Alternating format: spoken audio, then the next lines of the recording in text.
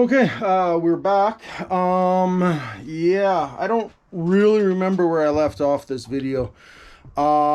Basically, as far as I know, is we were putting the pinion back together, the whole front diff case back together, but we need to get the nut on the pinion to hold that in, the retaining nut. And I needed a socket that would fit the end of this plumbing wrench right here, and I had to order that in.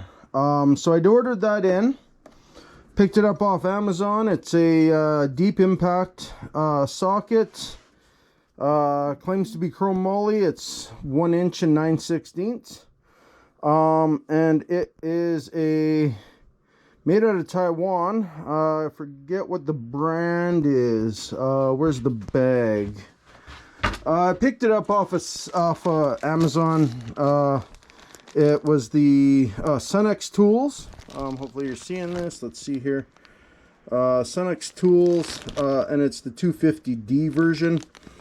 I paid 22 bucks for it, plus tax, and it fits on here really well.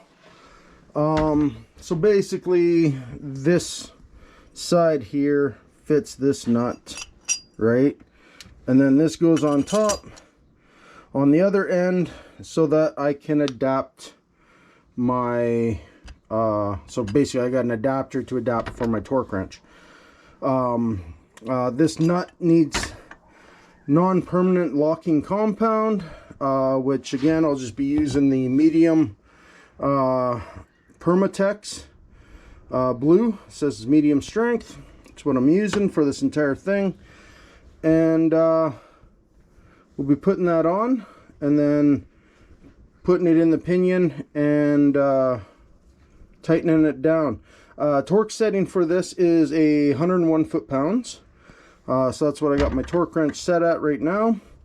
There is a dished side to this nut, and it is a little dished here too, but it's got a really nice flat ring to it. This flat ring part, let's see if it focuses real well. It goes against the bearing, so it'll go into the case that way. The dish part, it's even duller. It's not, you know, finely machined. That's the part that goes out. So basically, so this is the dollar portion, right? This is the dished dollar portion. It'll go in that way. And then it threads into the case down in there. You want to be very careful you don't cross thread it while you're doing that, because obviously if you do that, then you're buying a new case, half or a third at least. But yeah, let's get back on this, see if I can remember how to put this thing together. It took a few days for that socket to come in. While that was coming in, I had some other stuff I had to deal with, some family stuff that happened. So this is actually a couple of weeks later now. So this poor thing's been sitting here on my workbench for a couple more weeks than it ever should have. So yeah, let's get this put back together. I'm going to put a little bit of locking Loctite on it. It's not the Loctite version, but Loctite on this nut, and we'll get her in there and torque her down. This compound, or locking compound, it just has a spinner on the bottom. Pushes it out. Just put a bit on the threads here and just kind of work it around a wee bit. Obviously it's going to work itself around through those threads as you thread it in as well, so I don't imagine you got to be real particular about how we get it on there, or even how much, but you want to make sure that it's definitely not going to back out. That if it were to back out, that could end up costing you a pinion and a ring gear and who knows what else. Keep turning that the wrong way.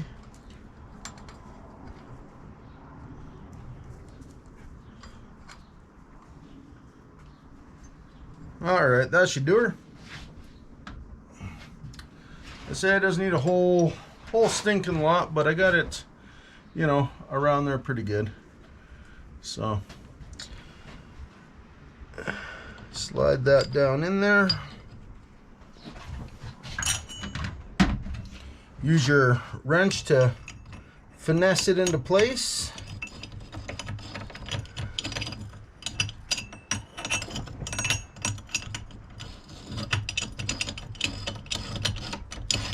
Start the threads by hand. That way you should have a good idea whether or not you're cross threading or not. I'm not 100% sure when those threads actually started though. So let's see here. I want to make sure that's not cross threading. Oh.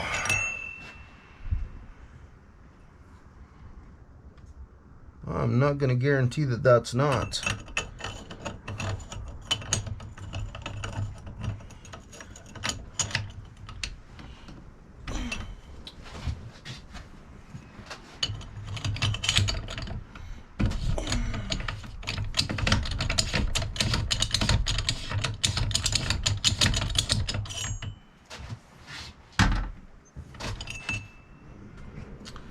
See if I can get that started in more by hand.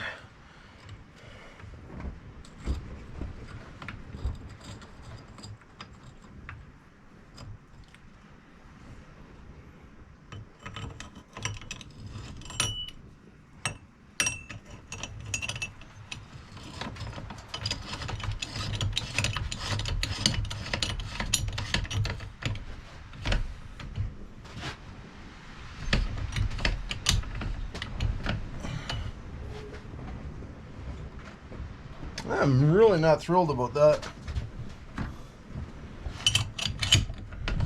Like, it seems like it's threading well, but I'm not 100% certain on that. I want to make sure, absolute sure.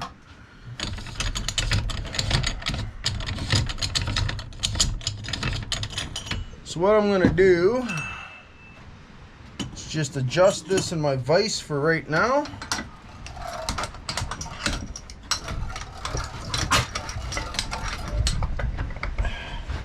So that we're up and down.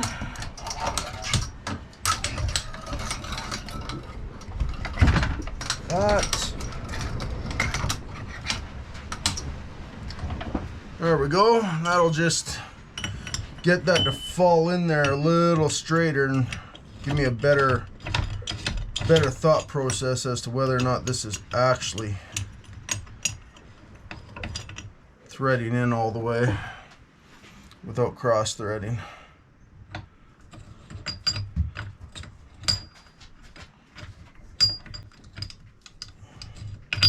Whew.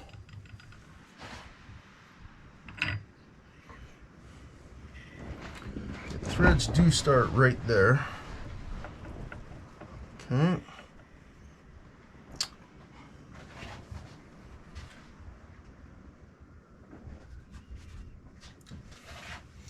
I'm gonna freshen up my Loctite on there because it's kind of wore off. Losing a fair bit of it just on the housing, dropping it in there.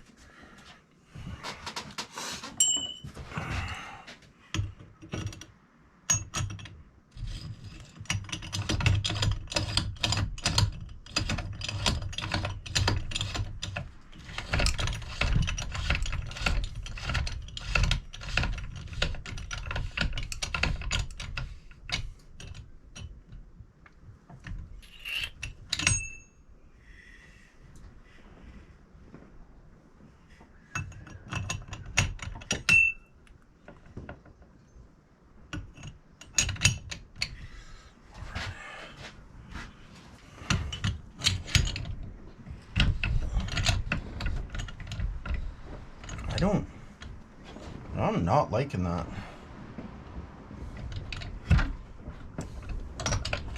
I don't know why I'm not liking it. I'm just not liking it. So I did a bit off camera there. I did not like the way that nut was threading in. Couldn't tell if it was cross threading or not. And the threads on it were gummed up with the Loctite that Kawasaki had used. So I took it outside, took a brass wire brush to it, brushed out the threads. Turns out they're using whatever Loctite they're using, or thread locker they're using. It's red. So I cleaned those out. It also looks like they put quite a lot of thread locker on that nut, so I followed suit and I put thread locker all the way around that entire nut. Threaded it in by hand to where it is now. It looks way better. It's seated in way better, so I can be confident that it's not cross-threading. And then I just wiped out the excess thread locker. Now all I gotta do is torque it up. So again, torque is 101 foot-pounds. So here's your little perch right there. So I got my torque wrench at 101. I don't know if you're going to be able to read that. The 1 9/16 wrench or socket, and the plumbing wrench that we've been using for this. Put that in there. Make sure it's in there good. Put your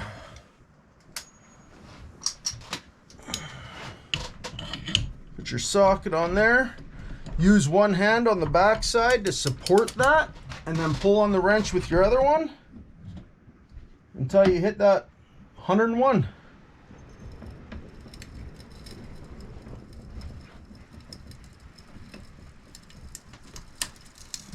If I can hit that before it pops out of my vise. The wood is creaking a lot.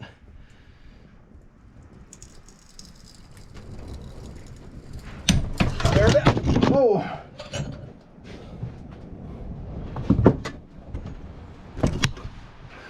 All right, just as the wrench broke for the 101 foot-pounds, the camera fell down. So we are torqued in there now. And pull that out. We pull on the pinion and there's like no play, which is what we want. And we still just have a bit of our backlash that we want. Feels pretty much where it was at when we checked it, which it should be. So it does have just a hair bit of play like it's supposed to. Trying to hold it with my elbow here.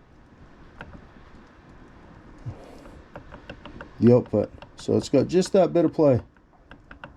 I don't know if you can hear that, but it's what you want. You don't want too much play, and you don't want it to be tight. That can generate too much heat.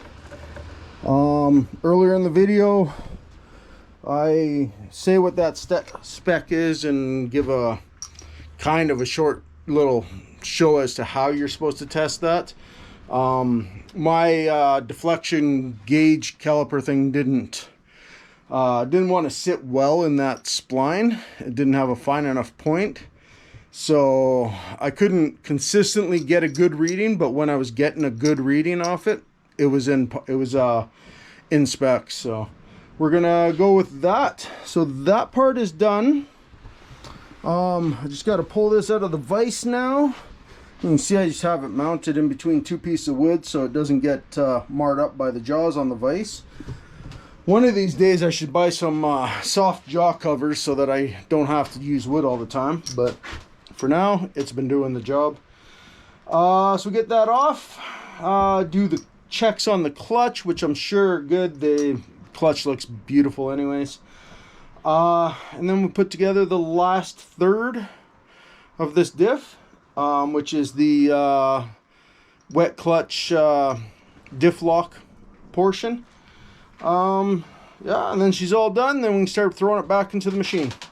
So here we got the disc assembly, right? Or the clutch assembly, I guess, not disc assembly. You have a washer, which is basically acting as the race for this thrust bearing, right? So then you got the thrust bearing. Those actually in the case over here go like this. So you can actually see on this washer that which side the bearing's been riding on, but that doesn't matter because we have a new one in the kit. But it goes in case half just like that. So this is the case, the remaining case piece that doesn't have anything in it yet except for a bearing. So it would go in like that. The bearing, thrust bearing, would go in like that, right? Let's pull it over here, right? So it would go in like that, it would go in like that, and then your clutch pack basically sits in there like that. So the basket end goes in first, then your clutch pack, then your outer ring, or inner ring, I guess, right? And you can see on the inner ring which side's been the bearing surface and which side's been the clutch material surface, right? Obviously this side's seen a little bit of heat and it's discolored from the friction of the clutch material. This side is got a nice ring around it, just the size of the thrust bearings here. Okay, so that goes together like that. This goes in like this, and then so initially, well, basically, if you were to put it together this way, this is not the right way to put it together, is your cage first goes in, right? Then your clutch pack, which mine has a 1.8 written on the side of it, so it goes in like this, which I think is a reference to my outer ring. All right, and then your outer ring goes on, or inner ring, I think is actually what they would call it, and then your thrust bearing, and then all of that meets to this after you deal with this. All right, so this is basically your pressure plate for the clutch pack. Well, like I say, that's the wrong way to put it together anyway, so it doesn't really matter, just so you have an idea of how this actually goes together. So then, like, eventually, like, your outer race for your inner thrust bearing is this ring here, so you can see where it's been riding. And so it would actually technically ride right there. A bunch of ball bearings go in there, which interface with these little divots here. And when you pull on this, basically those ball bearings put pressure to force this against your clutch pack, just like a pressure plate does in a car. So that is that. So anyways, pull out the thrust bearing, pull out the entire clutch package with the basket, pull out our other thrust bearing and our washer. These thrust bearings and this washer get replaced part of the kit. All right, but what doesn't get replaced is anything to do with this clutch pack. So the first thing we want to do is measure the thickness of this inner ring. Okay, based off of that thickness and the thickness of your clutch pack, basically tells you how you're doing, how your clutches are doing for if they need to be replaced or not. So I measured this ring. They say measure it in 3 different spots, and then take the average thickness. So everywhere we're at, well, so I measured it in thirds basically. I took a measurement, spun it a third, took a measurement, spun it a third again. 2 measurements came to 1.72 millimeters, and 1 measurement came to 1.73 millimeters. So our average is basically 1.72 millimeters. And that's where I think this clutch pack with the 1.8 on here, this was basically built and designed for a 1.8 millimeter inner ring. That's my thought. I'm not 100% sure on that. Don't quote me on it. But that's my thought on it. Now, if we go over to my tablet here, which just decided to quiet down, there are basically 3 measurements right here. I don't know if you're gonna be able to see that. Try to get all the glare out. But there's 3 measurements there. One is 2.4 millimeters. One is 1.8 millimeters and the final one is 1.2 millimeters. So that is what this inner ring needs to be, one of those three. So obviously being 1.72 millimeters, we're going to go with the 1.8 millimeter measurement. And so then based off of that, tells you what the range of your clutch pack should be for thickness as well. Okay, so at 1.8 millimeters, the operating range is 17.31 to 17.9 millimeters of the disc assembly. So that is just the discs without the basket. Okay, now when you measure, you want to make sure you don't wreck the clutch material. Okay, you don't want to wreck that. It's same on both sides, and it'll be the same inside as well. But you also want to measure on the outside face of this clutch material. You don't want your caliper falling into the groove in between them. So I've done that, and mine came out to what the heck was it? It was like 17.8 something millimeters, which is on the high end of the operating range. So in other words, we got lots of clutch material left. So basically, like what I'm doing right here is we're gonna just put this on here. My caliper is not the most accurate. And come on, take a measurement. Anyways, it's hard for me to do holding the camera at the same time, but it was just shy of the 17.9. It was like 17.8 something millimeters. So we know that we're good. So I'm just trying to keep this all straight. I know this came out with a 1.8 facing the basket, so I'm just putting that back in that way, just so I know. And obviously we can tell the ring by the wear patterns on either side of it, so we don't have to care about that. Alright, so we know that our clutch is in good shape. It's within the serviceable limits. It's actually in really good shape because it's barely out of the serviceable limits, or out of the high range of the serviceable limit. Because obviously as you wear your clutch down, it's just going to get skinnier and skinnier. So it's the low end that you're worried more about. That'll tell you if you really need to replace it or not. So now we're just going to put this back together. Alright, so to start off, they say to put your gasket in place, stuff like that. I'm not doing that just yet. The gasket can go in place after the fact, I'm pretty sure. But what we want is these balls. So basically drop one in each one of these little divots. There should be 6. So 1, 2, 3, 4, 5, and where's number 6 here? There it is. Drop that in those divots, just like that.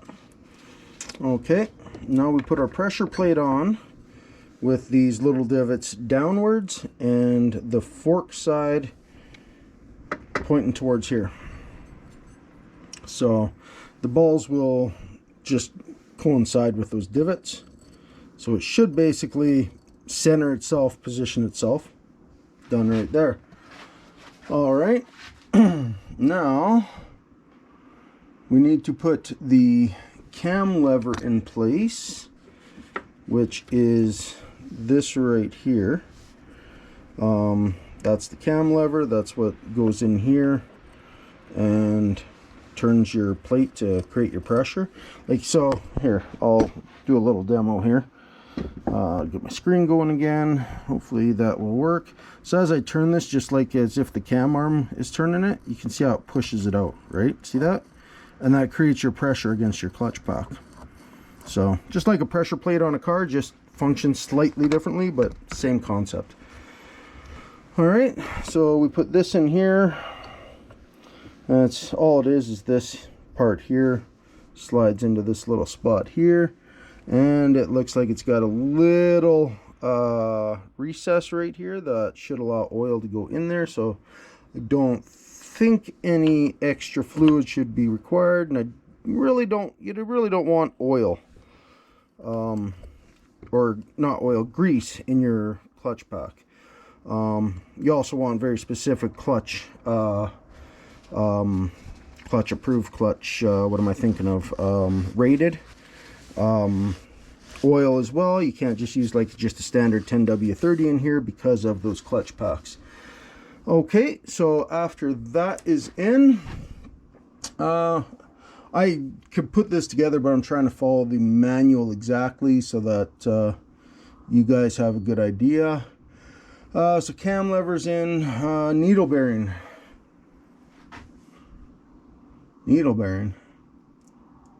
Alright, I guess they're calling that a needle bearing. I thought it was a thrust bearing. Okay, so I got to get the bearings out of the kit here. I'll put you guys down for a minute and then I'll come back here. Okay, so according to the manual here, alright, we got our balls, we got our, basically our pressure plate, our cam tensioner in here. I did put the spring back as well. It goes on like that, I believe. I don't think it goes on that way. I'm pretty sure it's this way. I'll have to remember. I have to make sure of that. And as to exactly which way that goes. So then we put on our needle bearings. I thought they were thrust bearings, but needle bearings apparently. They say put some engine oil on those, so I'm using the same stuff I use in the engine. That's what you're supposed to use, right? Basically Motul ATV Expert 4T 10W40. It's what I'll be filling the diff with at the end as well.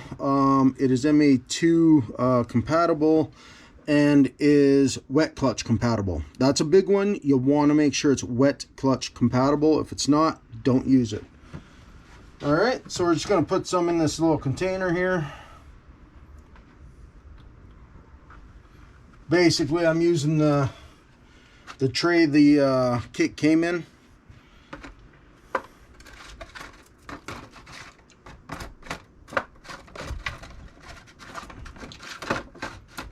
Just get that bearing nice and wet so it's not going in dry.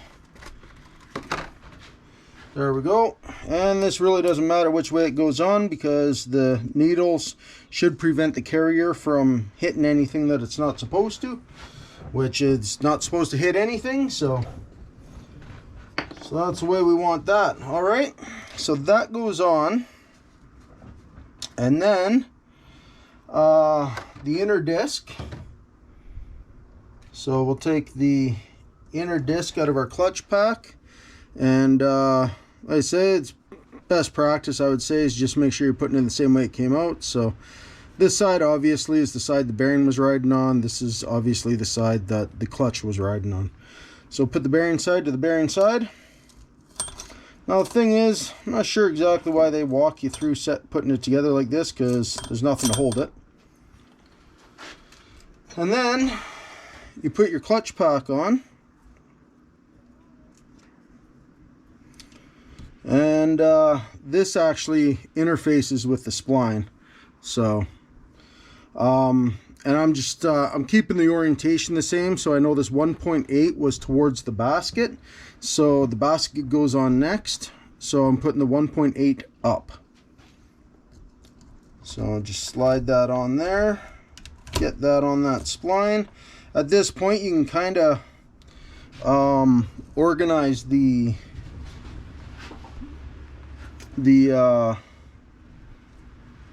position of that inner disc, because the clutch pack will help hold it in place. All right, and then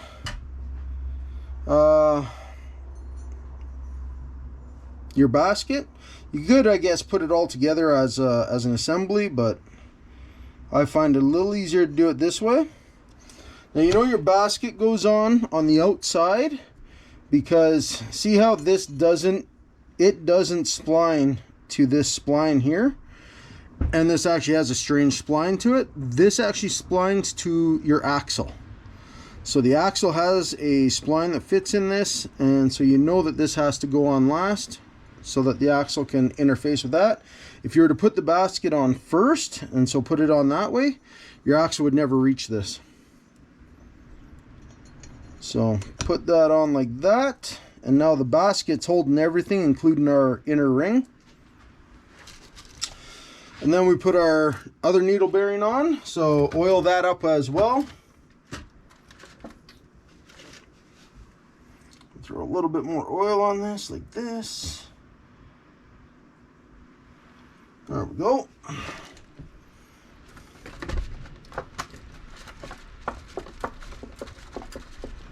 There we go, it's all nicely oiled. We're going to throw that on that way. So that goes on there.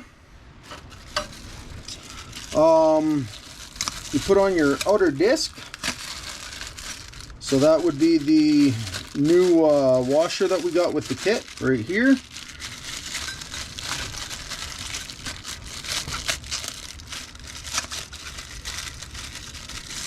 If I can get it out of the package without destroying it. There we go. And then obviously this doesn't have any wear marks in it or anything, just machine marks. So it doesn't matter which way you put it on, it's the same both sides. So you just slide that on there, and there you go. That is your full kit right there. Okay. Oh, excuse me. That is that for that. Put on the outer disc. Now the kit says apply engine oil to the variable front differential control shift shaft.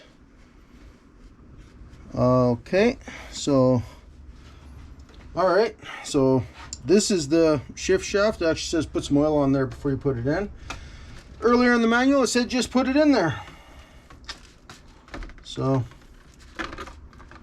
just kind of wondering about that. You normally don't want to put stuff away dry, but there we go. She's got some oil on her, creating a nice little suction. Alright, let's see here. Apply engine oil to the variable front control shift shaft. Install the shaft and spring B in the front final gear case. Left cover as shown. Oh, so now it actually wants it in the cover. Alright. Or did it say... Let me read this. Yeah, no, in this side. So this is the one where the seal wasn't replaced. It's not part of the kit, anything like that. So you do really want to make sure that you get some oil on that seal. Keep that nice and lubed. I would use a little bit of white lithium grease, but for obvious reasons, you don't want that grease getting to your clutch pack, so we're just going to use oil. So I'm just going to dab a bit on my finger here and just kind of put it in there. Get that thing oiled up a bit. Obviously, because it's not part of the kit, you do want to still check it, make sure it looks good, make sure it's not like dried up hard, cracked. If it is, then you're gonna have to order that separately. And then you just take this. Let's get this out of my way. And our shift lever would then just slide in here, and it should go past there really nice and easy, to make sure that it you don't wreck that seal, because obviously you can't wreck it. Alright, so then it's in there like that, nice, well lubed, should be good to go, moving freely. Alrighty. Let's get some of this oil off my hands. Alright, and did I goof that? I think I might have goofed that. Because I think I need to put that spring on first before I put that in there. Let's expand this picture. Yes, you do. Okay. Like, something there didn't seem quite right. Alright. So, let's just set it here because it's easier. Okay. So you need to put this spring in. There's a lower arm and a higher upper arm with a bigger curve on it. Let's try to get this in your view without dripping oil over my tablet. So you got this shorter arm, and then you got this longer arm here with a bit more of a bigger curl on it as well. So the shorter arm goes against this little lever right here, so not the part that interfaces with our pressure plate, but this short little arm. And it will go on this way, just like that. Okay, so it'll go on that way, just like that. It'll interface with this little tab right here on this side, just like that. And then when you put this in the case, this actually goes into a hole in the case.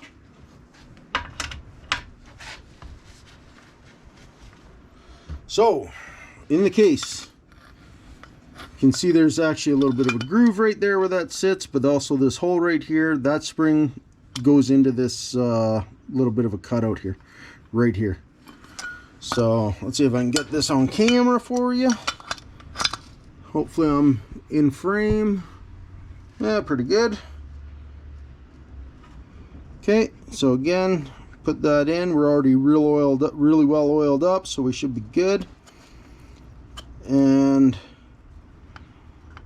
just kind of pull it through the other side now. There we go, it snapped in. So you can see how the one spring arm is interfaced in this groove, and then the other one is here, and that's basically creating your spring tension to go back. Okay, that's it. So that would be the right way to put that together. Okay, my camera overheated and shut down there in the middle of me talking. Basically, anyways, we are at the point of putting the last case part together, case half, case third. They tell you in the manual to put the gasket in place first and your dowel pins. I didn't want a chance wrecking my gasket, so I left that until now. Dowel pins, if you don't remember, there's one right here and then one right on the other side right here.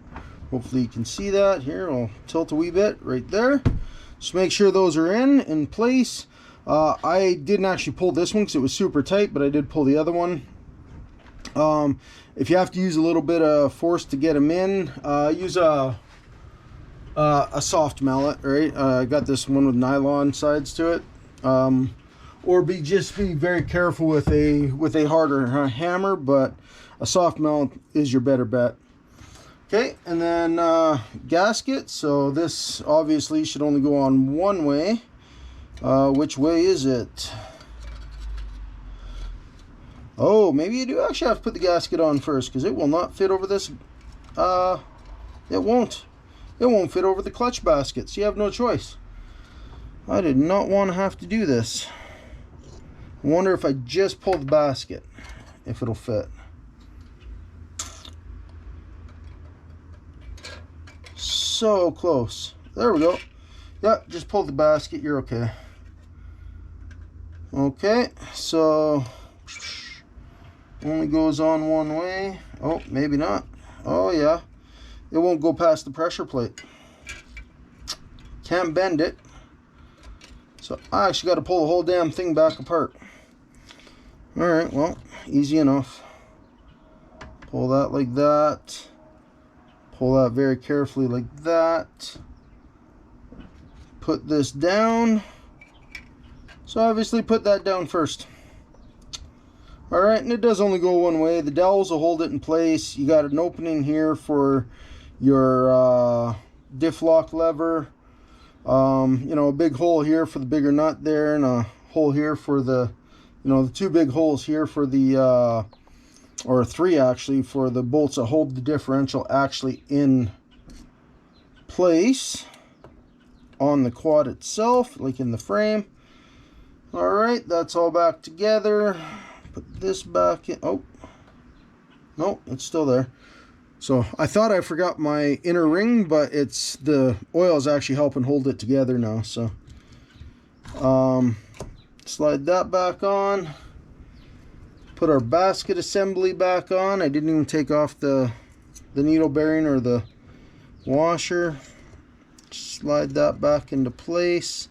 Something you want to pay attention to when you're doing this, if your clutch is wore as well, you really want to look on these fingers and just see if you got grooves in them or not, where these tabs actually interface with the basket. This one's super clean, super smooth. I don't think it's seen a lot of use over the years. It's seen a bit with me, but maybe not with the previous owner of this quad. But that's something, you know, just kind of keep an eye out for. And that is that. Now we can actually put this back together. So the spring is forcing this arm way over here. So we need to actually twist this so that this tab, so the wider of the two tabs, interfaces with this pressure plate properly. So you got to, you know, turn it counterclockwise or clockwise, I guess, depending on which way you're looking at it. So what I'm using is I'm just using the actual arm for the diff lock, just kind of putting it on there, and then I can turn it with my thumb and then just put this over top. Hopefully that works well for me, except I almost dropped it. Now my washer is covered in crap, so I got to clean that off super well before it goes anywhere near that diff. Okay, I made sure that was super cleaned off.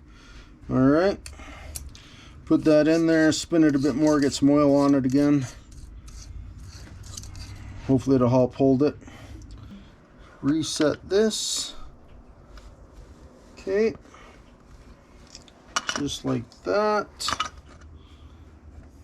And don't have enough angle on that. All right, I think that should probably work if it's pointing pretty much straight out that way. Make sure everything stays in place.